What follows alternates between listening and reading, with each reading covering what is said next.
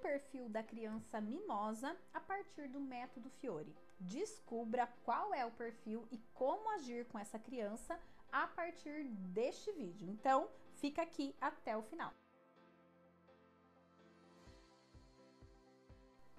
O método Fiore foi um método desenvolvido por mim para romper com algumas formas de rotular crianças que eu vejo em várias outras teorias, em vários outros diagnósticos. Aqui a gente trabalha com perfis comportamentais, então a criança não é teimosa, a criança está teimando, a gente não rotula a criança e muito por isso, a gente utiliza nomes de flores para trazer essa leveza, para não dizer que a criança é hiperativa, que a criança tem TDAH, que a criança tem autismo. Eu não sou contrária aos diagnósticos, mas eu acho que a gente deve sempre olhar com muita seriedade para a forma como esses diagnósticos repercutem na vida de crianças e adolescentes. E a gente também deve entender, independente dos diagnósticos, que na verdade alguns comportamentos dessas crianças e adolescentes, de novo, não estou desconsiderando questões neurobiológicas, mas alguns comportamentos dessas crianças e adolescentes residem, a raiz desses comportamentos reside no ambiente, no contexto em que elas vivem, em que elas foram plantadas, num contexto que muitas vezes, como vocês podem ver na figura, não traz um exato equilíbrio entre afeto e limites, não traz aquele equilíbrio ideal.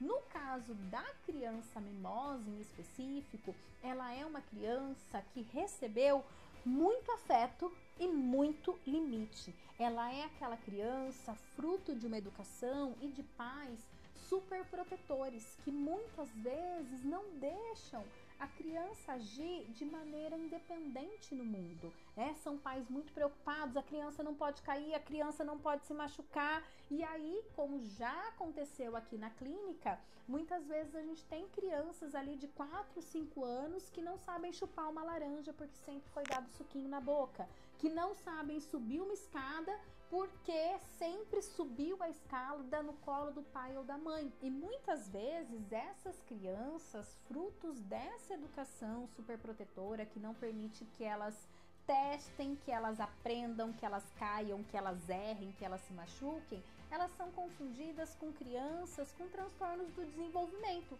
porque elas apresentam sim atraso de desenvolvimento, como eu falei, para tomar um suco, para subir escada, na coordenação motora, não porque neurobiologicamente elas tenham essas questões, mas porque muitas vezes elas não foram estimuladas, elas estavam ali sempre no colo, sem poder se aventurar, sem poder testar.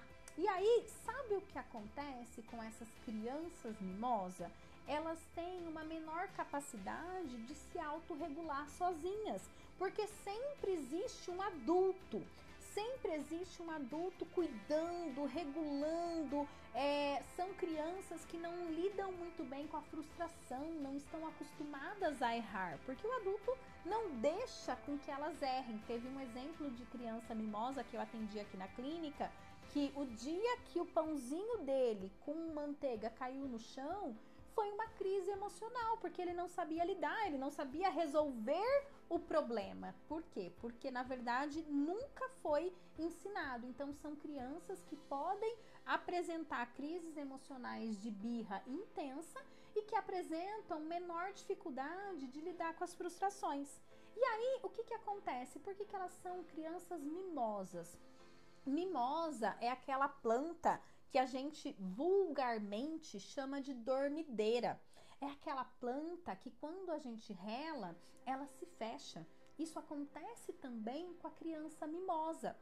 Frente a situações novas, frente a novos ambientes, a novos desafios, elas não sabem como agir e acabam se fechando, acabam se esquivando. Elas não conseguem lidar com essas situações novas, elas não conseguem lidar com essas frustrações e com isso, como eu disse, acabam tendo problemas de desenvolvimento e podem ter também problemas de autoestima, porque elas não se sentem capazes de lidarem com situações aí adversas da vida.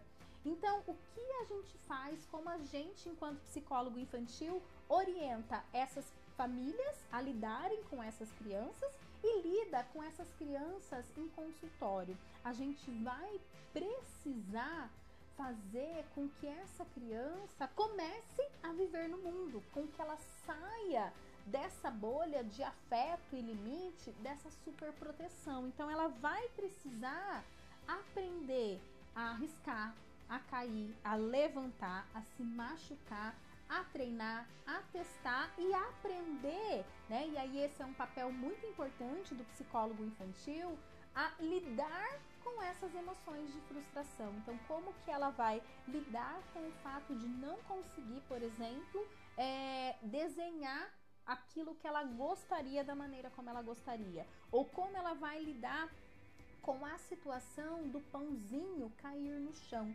É aprendendo a lidar com essas situações, se arriscando, que a criança mimosa vai poder se abrir para o mundo. Mas as nossas crianças, os nossos perfis comportamentais de crianças não acabaram por aqui. A gente ainda tem um próximo vídeo sobre a criança Lotus. E se você quer aprender sobre a criança Lotus, não se esquece de se inscrever aqui no canal e ativar o sininho para ser avisado quando esse conteúdo estiver disponível para você.